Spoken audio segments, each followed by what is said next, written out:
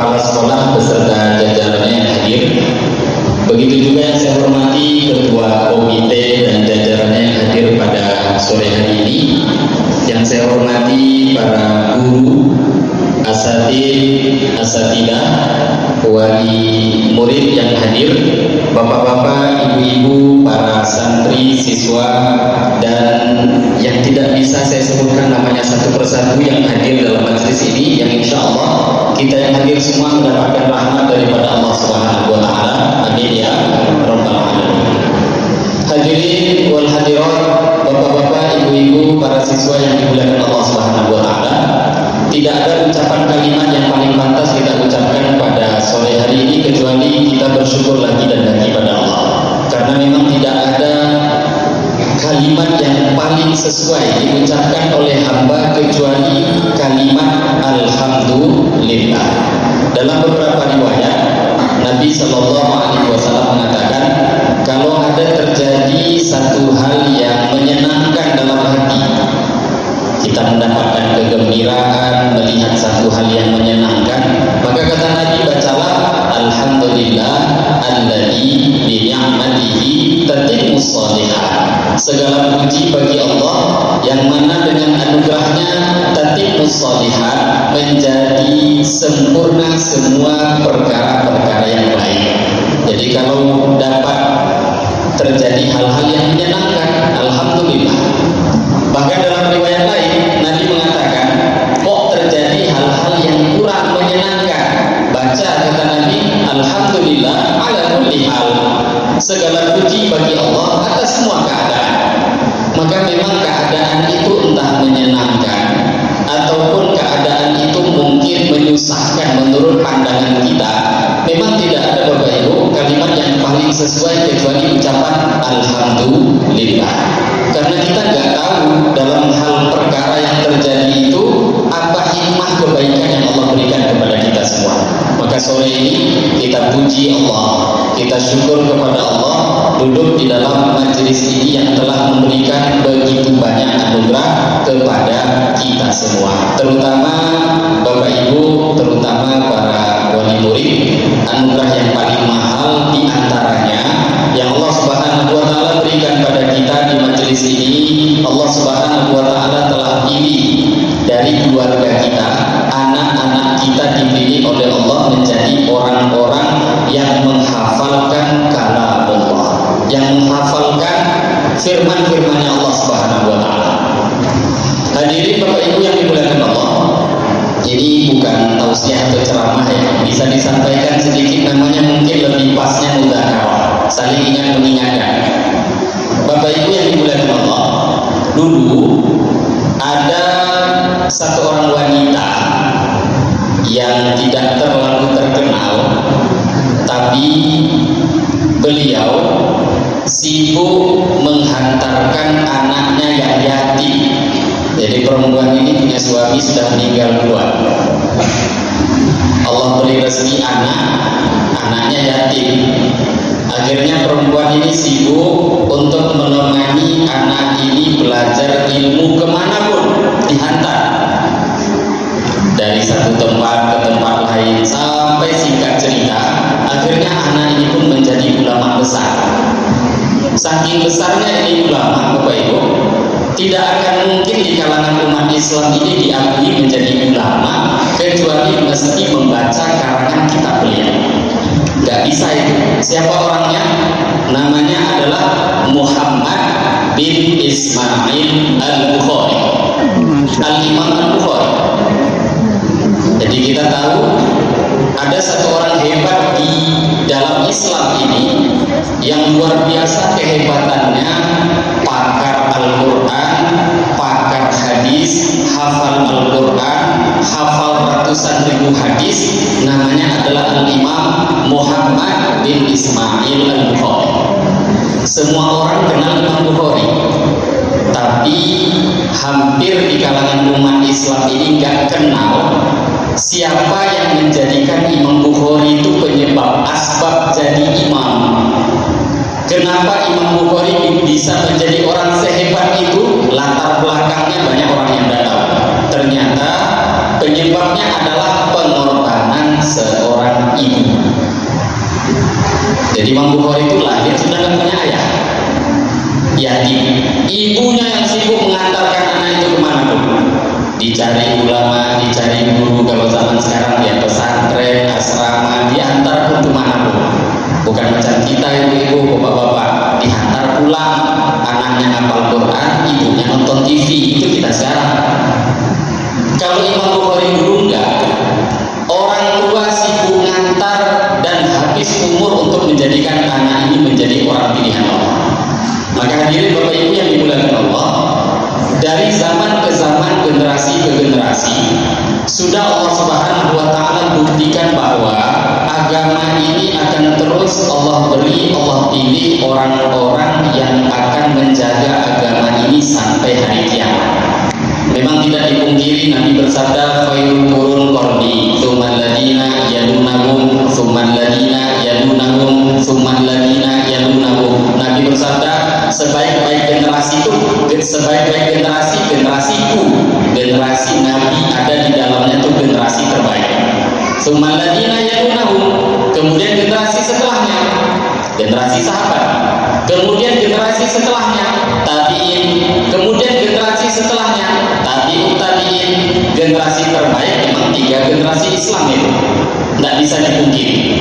Tapi Bapak Ibu, bukan berarti setelah 3 generasi ini gak ada harapan menjadi orang baik, bukan begitu.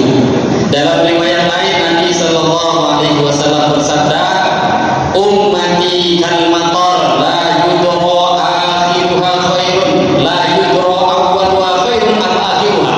Kata Nabi, umatku ini kebaikannya itu seperti hujan yang turun. Hujan itu kalau sudah turun, kata Nabi, la yudro awwaluha khairun am akhiruha. Enggak bisa kita pahami, tidak akan bisa kita ketahui yang awalnya itu yang baik ataukah yang terakhirnya itu yang baik. Hujan itu sama awal dengan akhirnya. Maknanya setiap zaman, setiap generasi akan tetap ada orang-orang pilihan yang akan Allah pilih di dunia ini untuk menjaga agama sampai hari kiamat. Serusak apapun zaman, tetap ada orang-orang pilihan Allah. Hafiz Al-Quran akan ada, ulama-ulama hebat akan ada, orang-orang yang jaga agama akan ada. Lah zaman sudah rusak, Ustaz, ya zamannya rusak, tapi orang pilihan tetap akan ada. Nah hadirin Bapak Ibu yang dimuliakan Allah, syukur kita pada Allah. Allah Subhanahu wa taala pilih di antara keluarga kita, anak-anak, khairuhum man ta'allamal Qur'ana wa 'allamahu. Sebaik-baik kalian adalah orang man ta'allamal, khairuhum man ta'allamal Qur'ana wa 'allamahu. Sebaik-baik kalian adalah orang yang belajar Al-Qur'an dan mengajarkannya. Dalam riwayat ini riwayat paling masyhur, itu menggunakan huruf waw. Man ta'allamal Qur'ana wa 'allamahu. Jadi orang kalau ingin menjadi orang terbaik, 2 perkara ini mesti dikumpulkan kalau ikut hadis ini. Pertama, belajar Al-Qur'an. Yang kedua, mengajarkan Al-Qur'an. Baru menjadi orang terbaik. Kalau satu nggak cukup, belajar saja terbaik. Tapi dalam riwayat ini juga ada riwayatnya Bapak Ibu. Nabi bersabda, khairukum man ta'allamal Qur'ana aw 'allamahu. Sebaik-baik kalian adalah orang yang belajar Al-Qur'an aw 'allamahu, atau mengajarkannya. Nah, kalau di sini berarti ringan ini. Salah satu diambil, fadilahnya didapatkan. Siapa yang menjadikan dirinya menjadi orang yang belajar Quran, maka Nabi katakan dia menjadi orang terbaik. Atau dia mengajar, itu pun sudah menjadi mendapatkan fadilah orang yang terbaik. Dan dimanapun Bapak Ibu ini riwayatnya ada, kita menjadi orang yang belajar Quran, itu orang terbaik.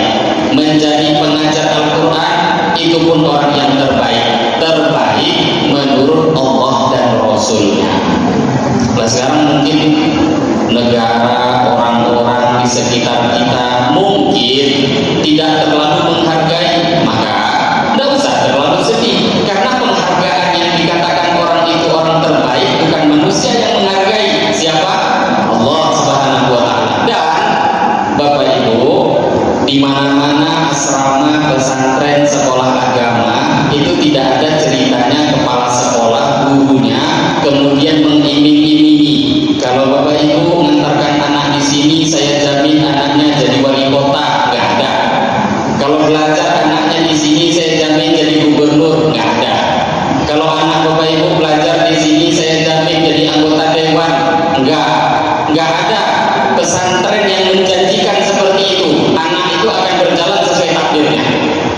memang takdirnya jadi gubernur ya jadi. Tapi Bapak Ibu, semua sekolah agama, pesantren-pesantren, tempat pendidikan Al-Quran, sebenarnya yang dijanjikan itu bukan menjadikan anak kita sebagai pejabat tinggi di dunia, tidak. Yang dijanjikan itu oleh para guru, asatidz, para buya, para ustaz. Apa yang mereka janjikan? Bapak Ibu, kalau anaknya nanti jadi hafiz Quran, kami janjikan akan menjadi penolong Bapak Ibu nanti di hari kiamat. Itu yang dijanjikan. Nabi Shallallahu Alaihi Wasallam bersabda, "Man qara'al Qur'an wa amila bima fihi ulbisa walidahu tajan yaumal qiyamah dawuhu ahsanu min dawi syamsi fama dhannuka billadhi amila bihadza." Kata Nabi beliau bersabda, "Man qara'al Qur'an," siapa yang membaca Al-Quran. Para ulama mengartikan bukan hanya membaca, menghafalkan, dan dilanjutkan oleh Rasulullah, wa amila bima fihi, dan dia mengamalkan Al-Quran yang dia baca dan yang dia hafalkan tadi. Siapa yang baca Quran, dia hafalkan, dia amalkan, ulbisa walidahu tajan yaumil qiyamah, Allah akan pasangkan untuk kedua orang tuanya mahkota nanti pada hari. Mahkota itu lebih terang daripada cahaya matahari. Dalam riwayat lain ada tambahan, seumpama matahari itu diletakkan di dalam rumah kalian sekalipun. Matahari sebegitu jauh saja Bapak Ibu, terangnya tidak terbayangkan, yang tengok lagi jauh matahari, mau tenggelam pun masih terang. Bagaimana kira-kira kalau matahari itu diletakkan dalam rumah kita? Lah Nabi katakan, orang tua yang punya anak hafiz Al-Quran, mengamalkan Al-Quran, orang tuanya tadi cuma duduk di rumah, nggak ikut menghafalkan Quran, itu pun akan dipasangkan mahkota pada hari kiamat. Maka Nabi mengatakan, "Fama dhannuka billadhi amila bihadza." Kira-kira coba kalian bayangkan apa anugerah yang akan Allah berikan kepada pelakunya, anaknya itu sendiri, kira-kira anugerahnya bagaimana? Nabi nggak terangkan itu. Nabi cuma terangkan orang yang menjadi asbab anak itu datang ke dunia. Ayah ibu ini kan asbab anak datang. Nabi cuma ceritakan orang yang mendorong, yang membimbing, yang mengarahkan anak itu menjadi hafiz Quran, itu keuntungannya. Dan terbayangkan kira-kira bagaimana anugerah yang Allah berikan kepada anak itu sendiri. Nah, hadirin Bapak Ibu yang dimuliakan Allah, dari zaman ke zaman, dimulai di zaman Nabi. Bapak Ibu kalau suka baca hadis, ini kitab ini bagus untuk dibaca. Al-Imam An-Nawawi mengumpulkan kitab-kitab, mengumpulkan hadis-hadis tentang akhlak, adab, pentingnya Quran. Maka beliau tulis dengan judul nama Riyadhus Shalihin min kalami Sayyidil Mursalin. Salah satu dalam isi kitab itu ada hadis yang beliau tulis. Ada dua orang di zaman Nabi Sallallahu Alaihi Wasallam, yang mana salah satu di antaranya sibuk belajar di Masjid Nabawi, kemudian satu orang lagi sibuk bekerja. Yang belajar di Masjid Nabawi kebutuhan makan, minum, keperluan, uang jajan, baju, itu yang melengkapi saudaranya yang kerja. Maka saudaranya yang kerja itu datang kepada Rasulullah di dalam kitab Riyadhus Shalihin. Ya Rasulullah, saya punya saudara, sibuknya cuma hafal Quran, belajar di Masjid Nabawi, yang mencukupi keperluannya itu saya. Agak nampak ngeluh. Apa jawaban Rasulullah Sallallahu Alaihi Wasallam? Nabi Sallallahu Alaihi Wasallam luruskan pandangan orang tadi. Kata Nabi, la'allaka turzaku bihi. Ini bahasa Nabi. La'allaka turzaku bihi. Ditegur Nabi. Hei, kata Nabi, kamu tuh dapat rezeki mudah jualan di pasar gara-gara saudara belajar Quran. Kamu tahu dagang, jualan itu lancar kan sampai sekarang? Ya, itu berkahnya tuh orang yang kau biayai di madrasah itu. Yang mengatakan siapa? Rasulullah. La'allaka turzaku bihi. Engkau itu diberi rezeki asbab dia. Bapak Ibu, bisa kita bayangkan dan bisa diperhatikan, coba muhasabah diri. Mulai berkah hidup itu kalau Bapak Ibu mulai bisa membayangkan, itu ketika anak kita ada yang mulai disibukkan dengan agama. Keutamaan kalamullah dibanding kalam-kalam lainnya itu seperti perbandingan Allah dengan makhluknya, nggak ada bandingannya. Maka Allah sangat suka, sangat senang dengan orang yang menyibukkan diri dengan Al-Quran. Nah Bapak Ibu, beberapa orang zaman ini ngakunya Islam, tapi ketika ada orang Islam sibuk dengan Quran, dia nggak suka. Apa kata dia? Sibuk aja baca Quran, emangnya dengan Quran bisa makan, kata dia. Mau jadi hafiz Quran. Dan ini kadang yang ngompori keluarga sendiri. Ini kan mau pulang nih, anak-anak kami, para siswa, para santri mau pulang kan. Kadang yang ngompori itu keluarga. Lah kok disekolahkan di sana, mau jadi apa nanti? Hafal Quran terus memang bisanya jadi apa? Kata dia begitu. Padahal yang ngomong pun juga nggak jadi apa-apa. Hadirin Bapak Ibu yang dimuliakan Allah, ini memang ucapan manusia seperti itu. Tapi pertanyaan sebaliknya coba, apa ada hafiz Quran 30 juz yang miskin? Ada nggak? Tapi syaratnya hafiz betul ya, bukan setelah hafal terus hilang. Kan ada orang hafal Quran terus hilang hafalannya, naudzubillah. Apa ada orang yang hafiz Quran hidupnya susah? Nggak ada. Sarjana dan doktor hidup susah banyak begitu. Bukan berarti jadi sarjana doktor nggak boleh, nggak. Kita membandingkan tadi. Saya punya guru almarhum namanya Kiai Haji Musairon Taifur Abdillah, sudah meninggal. Beliau jumpa dengan satu orang profesor doktor belajar di Australia, ngobrol cerita dengan kami. Maka kata beliau, saya heran kepada profesor tadi, maka saya datang duduk ngobrol. Belajar di Australia sampai jadi profesor doktor itu apa yang dipelajari? Maka akhirnya ngobrol, tanya, Bapak belajar di mana? Di Australia. Bisa dapat gelar profesor doktor itu apa penyebabnya? Yang diteliti itu apa? Kok bisa dapat gelar profesor doktor?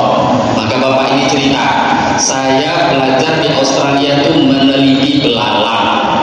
Ada sejenis belalang, maka diteliti. Belalang itu pagi hari apa yang dibuat, cara makannya bagaimana, cara jalannya bagaimana, kalau buat rumah seperti apa, kalau kawin seperti apa, pagi hari apa yang dibuat, malam hari apa yang dikerjakan, itu diteliti semuanya. Maka kan bingung kan, ditanya, lah gunanya apa Pak? Kok diteliti itu? Maka kata Pak Profesor Doktor ini, ya berguna paling nggak untuk pertanian. Jadi biasanya pertanian itu ada hama, dan hamanya umumnya belalang. Lah nanti kalau di satu tempat pertanian itu ada hama belalang, maka ambil satu sampelnya belalang tadi, ditengok, dicari musuhnya. Nah biasanya itu nggak perlu pakai obat kimia, disebarkan saja belalang lawannya dia, itu nanti hilang sendiri. Nah itu gunanya belajar belalang, kata Pak Profesor Doktor. Maka guru kami almarhum Kiai Haji Musairon Taifur Abdillah mengatakan luar biasa. Ada orang belajar amalannya belalang pagi, siang, malam, apa yang dibuat, cara tidurnya, cara makannya, cara jalannya, cara buat baju, cara tidur, cara buat rumah dipelajari, itu dapat gelar profesor doktor. Sekarang Bapak Ibu coba bayangkan, anak-anak Bapak Ibu dihantar ke tempat ini, mau diajarkan bagaimana kehidupannya Rasulullah, cara makannya Rasulullah, cara berjalannya Rasulullah, cara kehidupan Nabi, malam hari apa Nabi buat, siang hari bagaimana Nabi, malam hari baju Nabi bagaimana, pakaian Nabi bagaimana, akhlaknya Rasulullah bagaimana, kalau jumpa apa yang dibuat Nabi, rumah Nabi seperti apa. 24 jam di tempat ini dididik untuk mempelajari kehidupannya Rasulullah, bukan kehidupan belalang. Yang belajar kehidupan belalang dapat gelar profesor doktor. Kira-kira kalau anak Bapak Ibu dapat Al-Quran 30 juz, itu gelarnya apa kira-kira? S1, S2 atau S3? Nggak ada gelarnya itu Bapak Ibu. Dan anak-anak kami juga harus tahu itu, gelarnya nggak ada. Al-Hafiz itu cuma panggilan orang. Kalau Qurannya hilang tuh nggak tahu tuh Al-Hafiz atau nggak lagi. S1 nggak layak, S2 juga nggak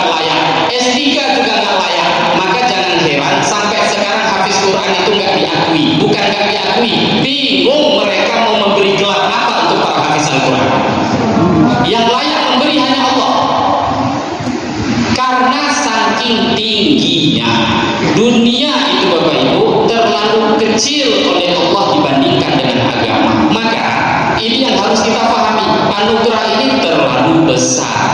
Maka terkadang apa-apa yang terlalu besar itu kita nggak sadar, kita anggap biasa. Maka anugerah ini Bapak Ibu, anak-anak kami termasuk saya sendiri, ini bicara sendiri, bukan mengajak orang lain bicara, tidak. Saya sedang mengajak diri saya sendiri bicara. Semoga dengan majelis yang kita buat pada sore hari ini, kita semakin memuliakan Al-Quran, memuliakan ahli Al-Quran, menghargai